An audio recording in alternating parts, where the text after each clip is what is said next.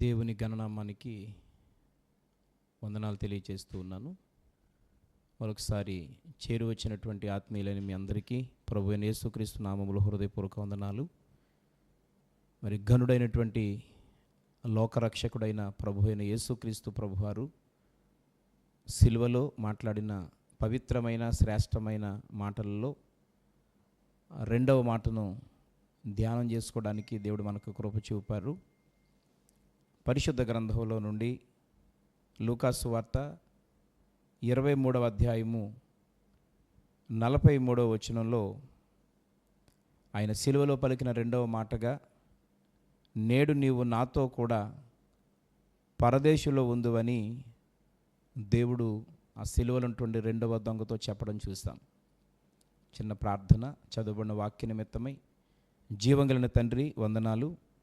ఈ యొక్క శ్రేష్టమైనటువంటి సమయంలో సిలువలో మా కొరకు, ఈ లోక పాప విమోచన కొరకు, నిత్య జీవాన్ని అనుగ్రహించుట కొరకు మీరు మరణించే సమయంలో పవిత్రమైనటువంటి 7 అద్భుతమైనటువంటి మాటల్లో రెండవ మాటను బట్టి నేను స్తుతిస్తూ ఉన్నాం. ఈ మాటల్లో నుండి నేటికి బ్రతికున్న మాతో, రాబోయే కాలములో జీవించుచు నీ రాజ్యానికి రావాల్సిన వారితో మీరు మాట్లాడి బలపరచండి. ఆ పవిత్రమైన శక్తివంతమైనటువంటి మాట ద్వారా మేమందరము ప్రభావితం అవ్వడానికి మీ కృప, మీ సహాయం దయచేయమని యేసు నామములో అడుగుచున్నాము తండ్రి, ఆమెన్. ప్రియమైనటువంటి వారలారా, యేసు ప్రభువారు మాట్లాడినటువంటి పవిత్రమైన మాటల్లో ఈ రెండవ మాటను మనం ఆలోచన చేసినప్పుడు, మరి యేసుక్రీస్తు ప్రభువు సిలువ వేయబడ్డారు. ఆయనకు మరి కుడివైపున ఎడం వైపున మరి ఇరువురు దొంగలు వారు కూడా సిలువ వేయబడ్డారు. అయితే మనందరికీ తెలిసిన విషయం, అందులో మరి మొదటి దొంగ ప్రభువారిని దూషిస్తూ అవహేళన చేస్తూ మరి మాట్లాడినటువంటి సందర్భాన్ని మనం చూస్తూ ఉన్నాం. కానీ రెండవ దొంగ ఆ మొదటి దొంగని ఖండిస్తూ, మనమైతే మరి పొరపాటు చేశాం, ఈ శిక్షణకు తగినటువంటి తప్పు చేశాము, మరి ఆయనైతే ఏ నేరము చేయలేదు అని యేసు ప్రభువులో ఉన్నటువంటి ఆ యథార్థతను గుర్తించినటువంటి ఆ రెండవ దొంగ మరి చివరిగా ఆయన అంటున్నాడు, ఆ నేరస్తుడు మాట్లాడుతున్నటువంటి మాట ఏంటంటే, యేసు నీవు నీ రాజ్యంలోనికి వెళ్ళినప్పుడు నన్ను జ్ఞాపకము చేసుకొనుము అని మొదటి దొంగను ఖండించి తన యొక్క జీవితాన్ని మార్చుకుంటూ ప్రభు అయిన యేసుక్రీస్తు వారి మీద పూర్తి విశ్వాసాన్ని ఉంచి, ఎందుకనంటే ఆయన లోక రక్షకుడని, ఆయన నిత్య జీవాన్ని అనుగ్రహించగలిగినటువంటి అద్భుతమైనటువంటి దేవుడని అతడు విశ్వసించి, ఆ విశ్వాసంతో కూడినటువంటి ఒక మాటతో ప్రభు అయిన యేసుక్రీస్తు వారిని ప్రాధేయపడి వేడుకుంటున్నాడు. నీ రాజ్యములోనికి మీరు వెళ్ళినప్పుడు. పిల్లరా, అక్కడ 2 విషయాలు గమనించాలి. ఒకటి, అక్కడ సిలువ వేయబడినటువంటి ప్రభు అయిన యేసుక్రీస్తు ప్రభువారు జీవం కలిగిన దేవుడని, ఆయనే జీవాన్ని, నిత్య జీవాన్ని ఇవ్వగలడని విశ్వసించి మీరు ఖచ్చితంగా దేవుని రాజ్యంలోనికి వెళతా ఉన్నారు, మీరు వెళతారు అనే విశ్వాసం. రెండవది, మీరు వెళ్ళి మాకు నిత్య జీవాన్ని ఇవ్వగలరు అనేటువంటి విశ్వాసంతో నీవు నీ రాజ్యములో చేరినప్పుడు నన్ను కూడా దయతో జ్ఞాపకం చేసుకొనుమని పిల్లరా అక్కడ వేడుకున్నట్లుగా మనం చూస్తూ ఉన్నాం. అయితే పిల్లరా 41వ వచనంలో ఆయన స్పష్టంగా అన్న మాట ఏంటంటే, రెండవ దొంగతో, మనకైతే ఇది న్యాయమే, మనము చేసిన వాటికి తగిన ఫలము పొందుచున్నాము, కానీ ఈయన ఏ తప్పిదము చేయలేదు అని దొంగ ప్రభు యొక్క యథార్థతను గుర్తిస్తూ మాట్లాడి ఉన్నాడు. అదేవిధంగా పిల్లరా లూకాసు వార్త 23వ అధ్యాయంలోనే 4వ వచనంలో మరి పిలాతు కూడా అంటున్న మాట, ప్రధాన యాజకులతోనూ జన సమూహములతోనూ ఈ మనుషుని యందు నాకు ఏ నేరము కనబడలేదనెను. ఇక్కడ పిలాతు కూడా ప్రభు అయిన యేసుక్రీస్తు వారిని పరిశీలించి ఆయన ఇస్తున్న సాక్ష్యం ఏంటంటే, ఈయన యందు నాకు ఏ దోషము కనబడలేదు. అలాగే సిలువలో ఉన్నటువంటి రెండవ దొంగ కూడా ప్రభు అయిన యేసుక్రీస్తు వారిని గురించి ఇస్తున్న సాక్ష్యం ఏంటంటే, ఆయన ఏ నేరము చేయలేదు. ప్రియమైన మిత్రులారా, ఎందుకనంటే ప్రభు అయిన యేసుక్రీస్తు ప్రభువారి లోకానికి వచ్చింది నశించిపోతున్న వారిని అందరినీ రక్షించడానికి ఈ లోకానికి వచ్చాడనియు, అంతకంటే ప్రాముఖ్యంగా ఆయన ఎవరో చంపడం కాదు కానీ మరి గ్రంథాన్ని నెరవేర్చే విధంగా, ఈరోజు అన్ని గ్రంథాల్లో వ్రాయబడినటువంటి సారం ఒకటే, మరి మానవుడు జన్మతః కర్మతః పాపి, మరి మానవుడు చేసినటువంటి పాపం పోవాలి అని అంటే మరి పరిశుద్ధమైనటువంటి రక్తం ప్రోక్షించబడాలి. ఆ రక్తములోనే మరి మానవుని యొక్క పాపానికి విమోచన, విడుదలని ఈరోజు గ్రంథాలు ఘోషిస్తూ ఉన్నాయి. అయితే గ్రంథకర్తలుగా ఉన్నవారు గ్రంథములో ఉన్న సారాన్ని నెరవేర్చాల్సిన అవసరత ఉంది. కానీ ప్రభు అయిన యేసుక్రీస్తు ప్రభువారు 2025 సంవత్సరాల క్రితం ఈ లోకానికి శరీరధారిగా వచ్చి ఆయన 33.5 సంవత్సరాలు పరిశుద్ధునిగా జీవించి గ్రంథాన్ని నెరవేర్చే విధంగా ఆయన శిలువ మరణాన్ని పొంది ఉన్నాడు. ఈరోజు ప్రియమైన మిత్రులారా, దానిలో భాగంగానే ఆయన శిలువ వేయబడినప్పుడు కూడా ఆ శిలువలో వేలాడుతున్నటువంటి ఆ దొంగల్లో ఆ రెండవ దొంగ పశ్చాత్తాపడతా ఉన్నాడు. తన యొక్క తప్పుని తెలుసుకున్నాడు, సరిచేసుకోవాలని ప్రయత్నం చేశాడు. అయితే మరి కిందకి దిగి ఆ మారు మనసు పొంది కొద్ది దినాలు దేవుని సన్నిధికి నడిచి బాప్తిసం పొంది దేవుని యొక్క అభిషేకాన్ని, పరిశుద్ధాత్మ వరాన్ని పొందుకునేటువంటి అవకాశం లేని స్థితిలో కూడా అతను మారు మనసు పొందాడు. తను చేసినటువంటి తప్పును ఒప్పుకున్నాడు. నేను పాపిని అని గుర్తించాడు. తన పాపాన్ని క్షమించమని ప్రభు పాదాల దగ్గర అతను వేడుకున్నాడు. అందుకనే తన విశ్వాసమును బట్టి దేవుడు అతన్ని కనికరించాడు. ప్రియులారా, అతని విశ్వాసమును బట్టి అతన్ని దేవుడు రక్షించాడు. ఎందుకనంటే ఆ పరిశుద్ధ గ్రంథములో ఎఫెసీ పత్రిక 2వ అధ్యాయము 8వ వచనంలో ఈ విధంగా వ్రాయబడింది, మీరు విశ్వాసము ద్వారా కృపచేతనే రక్షింపబడి ఉన్నారు. ఇది మీ వలన కలిగినది కాదు, ఇది దేవుని వరమే. అంటే దీని అర్థం ఏంటంటే విశ్వాసమును బట్టి ఈరోజు కృప చేత నింపబడతాం.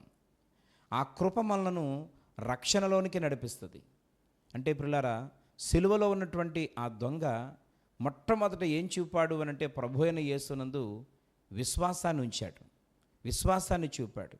ఆ విశ్వాసమును బట్టి కృప అనుగ్రహించబడింది. ఆ కృప వలన అతడు రక్షించబడి ఉన్నాడు.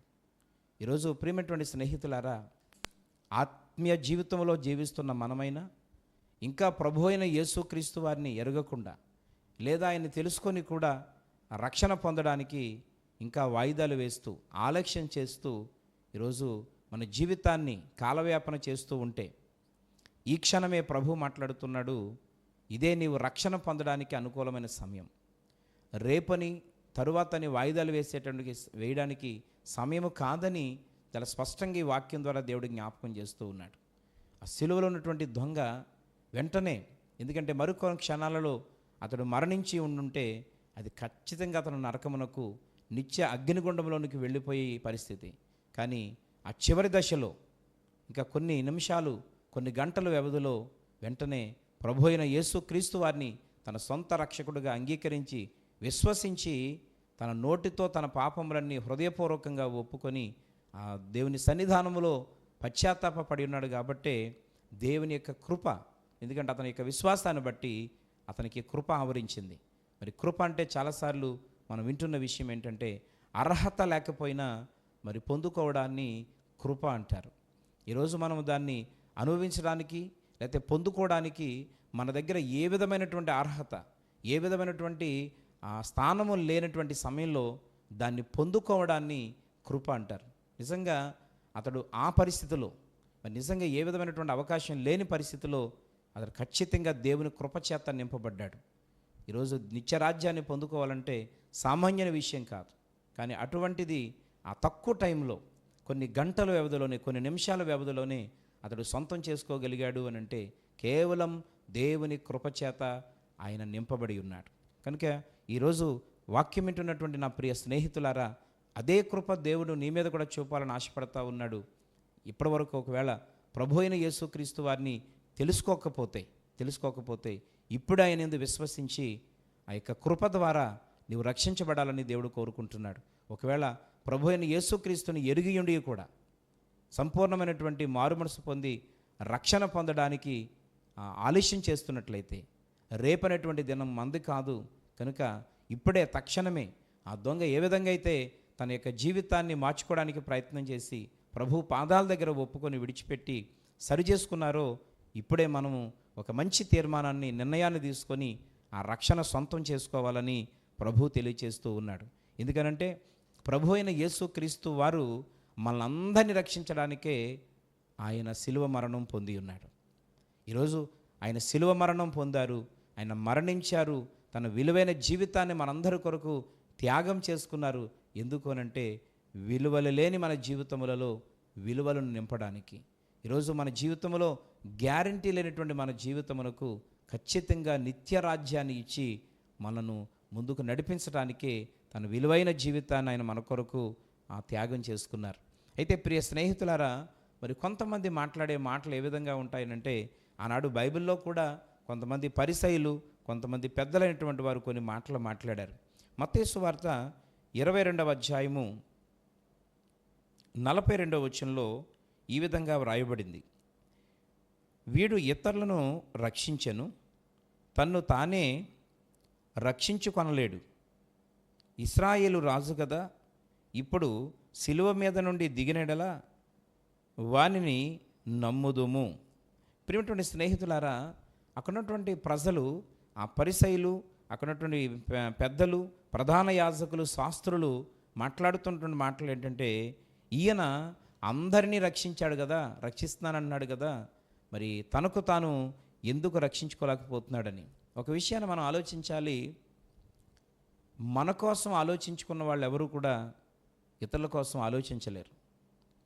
ఇతరుల కోసం ఆలోచించే వాళ్ళు వారి కోసం ఆలోచించుకోలేరు.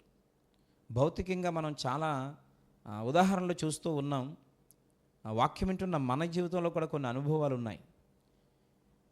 సమాజం కొరకు పాటుపడేవాడు తన ఇంటిలో ఏ పని చేసుకోలేడు. అందరి కోసం ఆలోచించేవాడు తన ఇంట్లో సమస్యల కోసం ఆలోచించుకోలేడు. అందరూ బాగుండాలని కోరుకున్నవాడు తన ఇంట్లో బాగు కొరకు, తన ఫ్యామిలీ కొరకు అంతగా ఆలోచించుకోవడానికి టైం సరిపోదు. ఎందుకంటే సమాజ సేవ చేసేవాళ్ళు ఇంట్లో చాలా లోట్లు ఉంటాయి, చాలా లోపాలు ఉంటాయి. మన ఇంటి విషయంలో, ఆ బిడ్డల యొక్క చదువుల విషయాల్లో, మనం చేసుకునేటువంటి కొన్ని పనుల విషయాల్లో మనం చాలా లోపాన్ని కలిగి ఉంటాం. అలాగే తన కోసం ఆలోచించుకునేవాడు, తన కుటుంబం కోసం, తన కోసం ఎప్పుడూ ఆలోచించుకునేవాడు ఇతరుల కోసం చిన్న సహాయం కూడా చేయలేడు. ఇది నేటి దినం మనం అనుభవపూర్వకంగా అనుభవిస్తున్నటువంటి విషయాన్ని మీకు జ్ఞాపకం చేస్తూ ఉన్నాను. మరి ప్రభు అయినటువంటి యేసుక్రీస్తు తను అనుకుంటే, తను బాగుండాలని అనుకుంటే, తనకు తాను రక్షించుకోవాలనుకుంటే ఆయన ఇతరులను రక్షించి ఉండేవాడు కాదు. ఎందుకంటే గ్రంథాలలో సెలవిచ్చిన ప్రకారం పరిశుద్ధుడైన వాడు ఒకడు బలియాగం అయిపోతేనే తప్ప యావత్తు ప్రపంచంలో ఉన్నటువంటి మానవాళికి విమోచన, రక్షణ లేదని ఈరోజు గ్రంథాలు ఘోషిస్తూ ఉన్నాయి. ఇలాంటి పరిస్థితుల్లో ఎవరి కోసం వాళ్ళు ఆలోచించుకుంటూ ఉంటే ఆ రక్షణ కలగజేసేది ఎలాగా? ఈ సర్వ సమాజం కొరకు రక్తాన్ని ఒలికించేది, త్యాగం చేసేది ఎవరు? అందుకనే ప్రభు అయిన యేసుక్రీస్తు సర్వ మానవాళిని రక్షించడానికి ఈరోజు మనందరి కొరకు ఆయన బలి అయిపోయారు. వారికి ఆ విషయాలు తెలియక వాళ్ళు అలా మాట్లాడుతున్నారు. పిల్లలారా, ఇతరులందరినీ రక్షించాడు కదా, రక్షిస్తానన్నారు కదా, తనకు తాను ఎందుకు రక్షించుకోలేకపోయారని. అవునండి, మనకు మనం రక్షించుకోవాలనుకున్నప్పుడు ఇతరులకు మనం ఏమీ చేయలేం. ఇతరుల కొరకు ఏదో చేయాలనుకున్నప్పుడు మన కొరకు మనం ఏమీ చేయలేం. ప్రభు అయినటువంటి యేసుక్రీస్తు వారు చేసినటువంటి దోషం ఏమైనా, భయంకరమైనటువంటి తప్పు ఏదైనా ఉందా అని అంటే అదే మత్తయి సువార్త 20వ అధ్యాయము 37వ వచనంలో అక్కడ కారణాన్ని రాశారు. ఇతడు యూదుల రాజైన యేసు అని ఆయన మీద మోపబడిన నేరము వ్రాసి ఆయన తలకు పైగా ఉంచిరి. ప్రభు అయిన యేసుక్రీస్తు వారు చంపబడ్డానికి, సిలువేయబడ్డానికి ఆయన చేసినటువంటి ఘోరమైన నేరం ఏదైనా ఉందా అని ప్రశ్నిస్తే అక్కడ చాలా క్లియర్గా 37వ వచనంలో కనబడుతుంది, యూదులకు రాజు నేనే అనేటువంటి మాట తప్ప ఆయన చేసినటువంటి తప్పేమీ లేదని ఆనాడు మరి శిక్షించాలని ఏకకంఠంగా కేకలు పెట్టినటువంటి జనసమూహం కానీ, లేకపోతే శిక్షించాలని నిర్ణయించుకున్నటువంటి నాయకులు, అధికారులు కానీ చూపినటువంటి నేరం ఏదైనా ఉందా అని అంటే యూదులకు రాజు ఆయనే అనేటువంటి ఒక్క మాట. ఈరోజు ప్రియమైనటువంటి స్నేహితులారా, ఆ రోజే కాదండి, ఈరోజు ఆయన విశ్వసించినటువంటి, ఆయన అంగీకరించినటువంటి వారందరికీ కూడా నేటికి రాజు ఆయనే. అవునన్నా కాదన్నా దేవుడు మనందరికీ రాజై ఉన్నాడు. ఎందుకంటే మనము సామాన్యులము కాదు. ప్రభు అయిన యేసునందు విశ్వసించబోతున్న నీకు కూడా ఆయనే రాజై ఉన్నాడు. ఆయన సర్వాధికారము కలిగినటువంటి ఆ తండ్రి అయినటువంటి రాజు గనుక ఆయనకు పిల్లలుగా ఉన్నటువంటి మనము, ఆయనందు విశ్వాసం ఉంచేటువంటి మనందరము కూడా నేటికి రాజులమై ఉన్నాం, రాజాది రాజు యొక్క బిడలమై ఉన్నాం. కనుక ఒకవేళ కొన్ని పరిస్థితులను బట్టి ఈ లోకయాత్రను తొందరగా ముగించుకోవచ్చేమో కానీ నీ కొరకు, నా కొరకు, మనందరి కొరకు ఆయన యందు విశ్వసించి ఈ సిలువలో ఆ రెండవ దొంగ ఎలాగైతే దేవుని రాజ్యాన్ని కోరుకునేటువంటి వ్యక్తిగా ఉన్నాడో అలాంటి వారిగా ఈరోజు మనం నిజంగా సిద్ధపడితే భూమి మీద బ్రతుకున్నంత వరకు దేవుడు నిన్ను రాజు బిడ్డగానే నడిపిస్తాడు. నీకు మరణించిన తర్వాత తన ఉన్నతమైన శ్రేష్టమైనటువంటి రాజ్యములో నిన్ను రాజుగానే దేవుడు నిలబెడతాడు. అటువంటి గొప్ప ఆధిక్యతను, ప్రాధాన్యతను ప్రభు అయిన యేసుక్రీస్తు తన యందు విశ్వాసం ఉంచి తన జీవితాన్ని సరిచేసుకునే వారికి ప్రభు అనుగ్రహించడానికి ఎప్పుడూ సిద్ధంగా ఉన్నాడు. ప్రియమైనటువంటి స్నేహితులారా, ఈరోజు మనము విశ్వాసము ద్వారా ఆ కృప ద్వారా నీతిమంతులుగా తీర్చబడి ఆ నీతిని బట్టి ఈరోజు మనందరము నిత్య జీవానికి వారసులం అవుతూ ఉన్నాము. కనుక అదే విశ్వాసాన్ని బట్టి దేవుడు ఆ దొంగకు కృప చూపాడు. ఆ కృపను బట్టి అతన్ని నీతిమంతుడిగా తీర్చాడు. ఆ నీతిని బట్టి అతన్ని నిత్య జీవానికి వారసుడిగా చేశాడు. నేటి దినం పరిశుద్ధాత్మ దేవుడు మనతో కూడా చాలా స్పష్టంగా మాట్లాడుతున్న మాట ఏంటి అంటే, ఆ తీతుకు పత్రిక 3వ అధ్యాయము 6-7 వచనాలలో ఈ విధంగా వ్రాయబడింది. ప్రియులారా, మనమాయన కృప వలన నీతిమంతులమని తీర్చబడి నిత్య జీవము కూర్చిన నిరీక్షణను బట్టి దానికి వారసుగగుటకై ఆ పరిశుద్ధాత్మను మన రక్షకుడైన యేసుక్రీస్తు ద్వారా ఆయన మన మీద సమృద్ధిగా కుమ్మరించెను. చాలా స్పష్టంగా భక్తుడైనటువంటి తీతుకు ఈ పత్రికను రాస్తున్నప్పుడు చూస్తూ ఉన్నాం మనం. ప్రియమైన మిత్రులారా, కృప వలన నీతిమంతులమని తీర్చబడి నిత్య జీవము గూర్చిన నిరీక్షణను బట్టి దానికి వారసులగుటకై ఆ పరిశుద్ధాత్మను మన రక్షకుడైన యేసుక్రీస్తు ద్వారా ఆయన మన మీద సమృద్ధిగా కుమ్మరించెను. ఈరోజు ఆ కృప చేతనే ఆ దొంగ విమోచించబడ్డాడు. ఆ కృప చేతనే అతని యొక్క జీవితం సంపూర్ణంగా మార్చబడిపోయింది. అతను క్షమించబడ్డాడు. దేవుని యొక్క రక్తములో అతడు కడగబడ్డాడు. అప్పటికే ప్రభు అయిన యేసుక్రీస్తు వారు తను పొందినటువంటి గాయముల చేత రక్తమును ఒలికిస్తూ ఉన్నాడు. అందుకనే అప్పటికే సిలువలో యేసయ్య శరీరంలోంచి రక్తము కారుతూ ఉంది కనుకనే ఆ పవిత్రమైనటువంటి రక్తము ద్వారా ప్రియ స్నేహితులారా ఆ దొంగకు విమోచన కలిగింది. ఆ దొంగకు విడుదల దొరికింది. నేటి దినం పరిశుద్ధాత్మ దేవుడు మనతో కూడా చాలా స్పష్టంగా మాట్లాడుతున్నాడు. మన ఆత్మీయ జీవితంలో, మన క్రైస్తవ జీవితంలో మరి పశ్చాత్తాపం అనేటువంటిది చాలా అవసరం. సరి చేసుకోవడం అనేటువంటిది చాలా ప్రాముఖ్యం. లోబడడం అనేటువంటిది నిజమైన క్రైస్తవ్యం.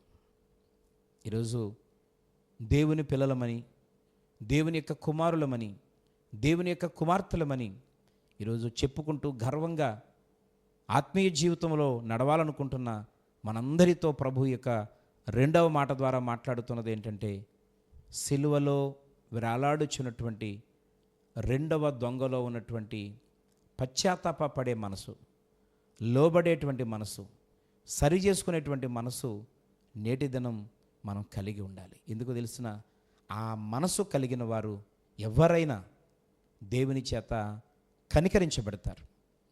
దేవుని యొక్క కృప వారి మీద అపరిమితంగా ఆవరిస్తుంది. ఎందుకంటే దేవుడు కనికరిస్తే మన జీవితాలు మారిపోతాయి. మనం ఉంటున్నటువంటి పరిస్థితులన్నీ దేవుడు మార్చగలడు. దేవుడు కనికరిస్తే చాలండి, మన జీవితంలో ఆశ్చర్యమైన కార్యాలు జరిగిపోతాయి. అద్భుతమైనటువంటి కార్యాలు మనం చూడబోతూ ఉన్నాం.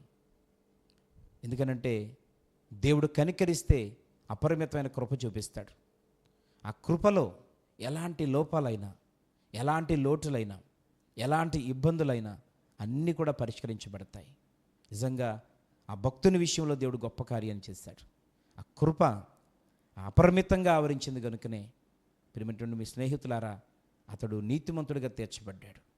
ఎందుకంటే అతడు ఆ క్రిందకు దిగి మరి కొద్ది దినాలు దేవుని మందిరానికి వెళ్ళడానికి, ఈరోజు ఆ వాక్యాలు వినడానికి, లేకపోతే మారు మనసు పొంది పశ్చాత్తాపపడి కొన్ని దినాలు ప్రభు సన్నిధిలో ఏడ్చి ప్రార్థించడానికి, ప్రభు కొరకు ఘనమైన కార్యాలు ఎక్కడికెక్కడికో వెళ్ళి చేయడానికి, దాన ధర్మాలు, పుణ్య కార్యక్రమాలు ఇలాంటివి చేయడానికి అవకాశం లేదు. కానీ అతడు పడినటువంటి పశ్చాత్తాపాన్ని బట్టి, అతడు తీసుకున్నటువంటి చక్కని నిర్ణయాన్ని బట్టి వెంటనే క్షమించబడ్డాడు. నేటి దినం దేవుని వాక్యం వింటున్నటువంటి నా ప్రియ స్నేహితులారా, ప్రేమతో ఈ రెండో మాట ద్వారా ప్రభు మాట్లాడుతున్నాడు. మనలో మార్పు కావాలని, ఆ మార్పు పరిపూర్ణమై ఉండాలని. ఎందుకంటే మనం చేసే భక్తి నామకార్థంగా ప్రభువుని నమ్ముకున్నానని చెప్పుకోవడానికి కాదు, కానీ నిత్య జీవానికి వెళ్ళేటువంటి మార్పై ఉండాలనేటువంటిది ఈ వాక్యము ద్వారా దేవుని ఉద్దేశమై ఉంది. ఒకవేళ పరిస్థితులు అనుకూలంగా ఉండి మారు మనసు పొంది పశ్చాత్తాపపడి నిత్యరాజ్యానికి వారసుడయ్యేటువంటి మార్గాన్ని సొంతం చేసుకోవడానికి అవకాశం ఉంటే ఇదే మిక్కిలి అనుకూల సమయం, ఇదే రక్షణ దినం. ఒకవేళ కొన్నిసార్లు మనం కూడా మరి రక్షించబడి బాప్తిసం పొంది మందిరమునకు వెళ్ళుటకు ఈరోజు అవకాశం లేని పరిస్థితిలో ఒకవేళ ఎవరైనా ఉంటే దేవుడు మీతో కూడా ప్రభు మాట్లాడుతున్నాడు.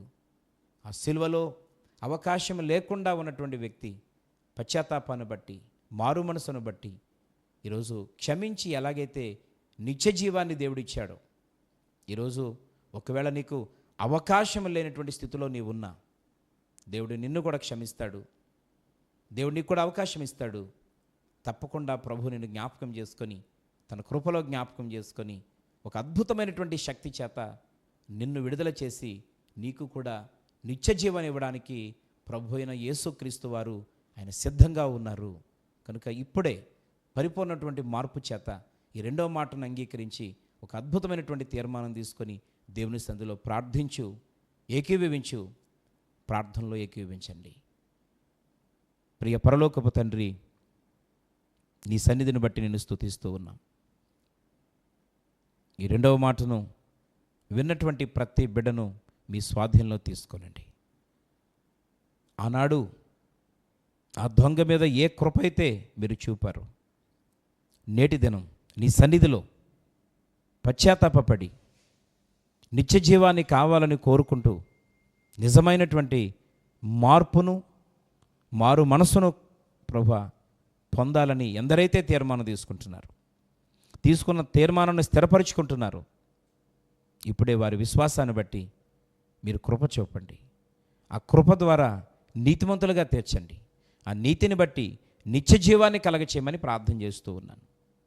ఎందుకంటే ఏ ఒక్క పాపి నశించిపోవడం నీకు ఏమాత్రం ఇష్టం కాదు నాయన. ఈ భూమి మీదకి మీరు వచ్చిందే మమ్మల్ని అందరినీ కూడా రక్షించడమే కాకుండా నిత్య జీవాన్ని అనుగ్రహించడానికి. అది శ్రేష్టమైనదై ఉండాలని, బహుబలమైనదై ఉండాలని, మరణం వరకు ఆత్మ సంబంధమైనటువంటి రోషములో మేము ప్రభువా ముందడుగులో ఉండాలని మీరు కోరుతున్నారు.